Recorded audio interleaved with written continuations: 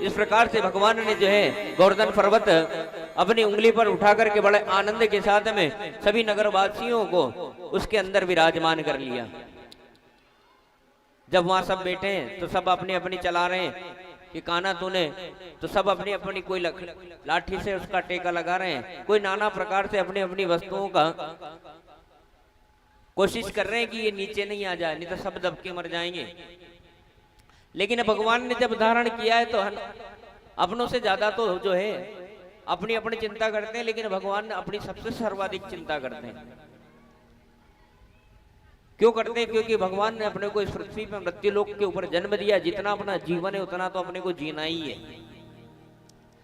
लेकिन उस अवस्था में भी जो भगवान बड़े थोड़ा सा उंगली कभी बाकी करते हैं तो सब डर जाते हैं कि कहीं ऐसा नहीं हो कि आज अपना यही समापन हो जाए।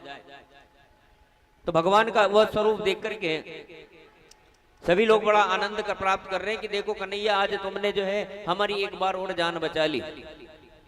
बड़ा आनंद के साथ में भगवान ने उस गिरिराज धरण को धारण किए हुए अपने नटवर रूप में खड़े हैं।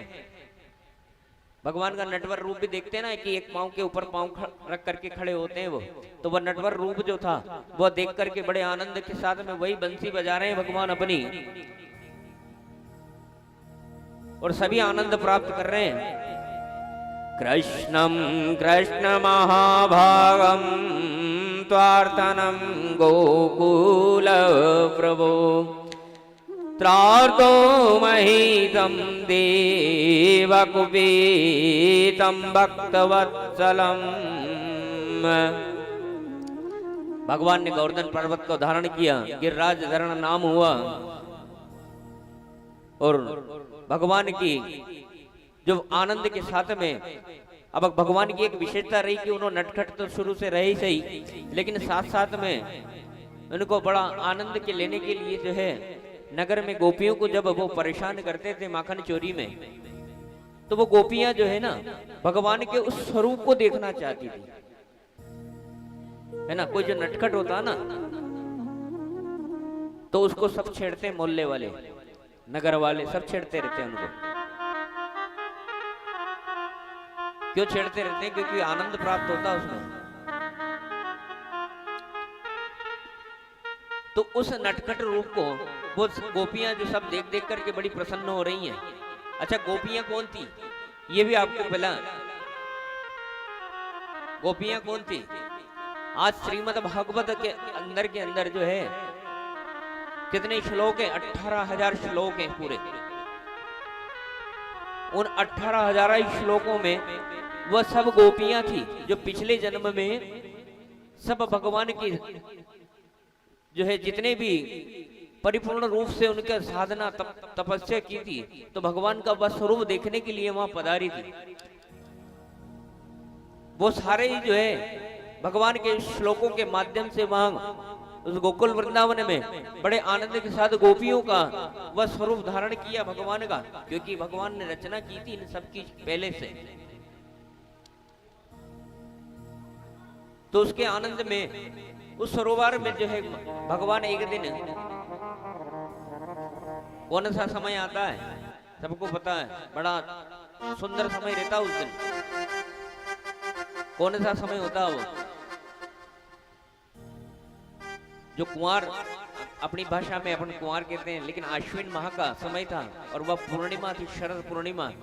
भगवान उस समय में रात्रि में बैठ गए अपने आसन के ऊपर और लगे बंसी बजाने के लिए।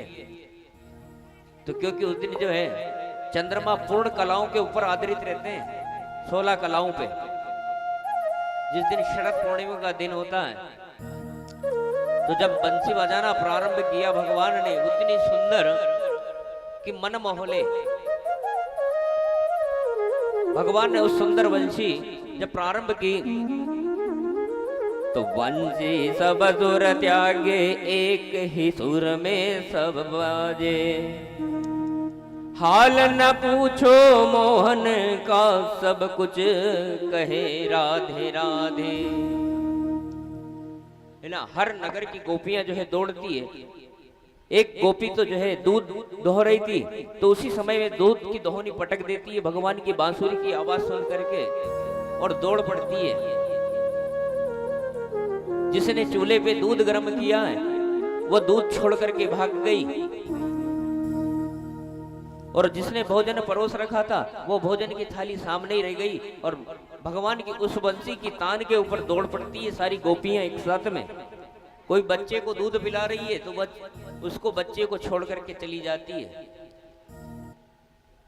जिस प्रकार से आज सब अपना कर्म छोड़ करके श्रीमद् भागवत के उस परिसर में पहुंच जाते, इसी प्रकार से वो गोपियां भी सब धारा जो है दौड़ दौड़ करके वहां उपस्थित होती हैं।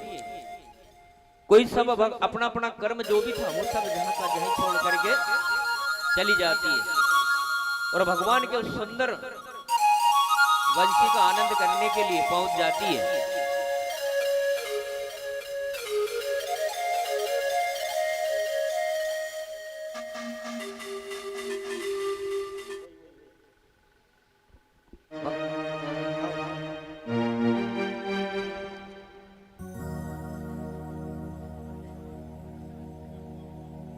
मीठी मीठी मेरे सांवरे की मुरली बाजे, हाँ मुरली बाजे, होकर शाम के